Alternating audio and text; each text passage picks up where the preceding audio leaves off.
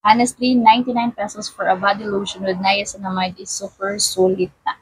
Kasi hindi naman natin kailangan ng sobrang mahal na lotion para alagaan ang ating mga skin. Ang kailangan lang natin is maganda yung ingredients, maganda yung quality ng product, and of course, FDA approved yung mga product na ginagamit natin. So, ginagamit ko itong no label na body lotion because meron siyang niacinamide. So, kung niacinamide kasi guys, nakakatulong siya para yung mga dark spots natin is ma-brighten niya, ma-lighten niya. Lalabas tayo, naaarawan tayo. Cause yan ang uneven sa skin tone natin. So, yung niacinamide ay nakakatulong i-even out yung mga skin tone natin para pantay yung kulay sa ating skin. Kaya, perfect ito kasi super affordable lang siya at meron siyang magandang ingredients para mabalik niya yung magandang skin barrier natin.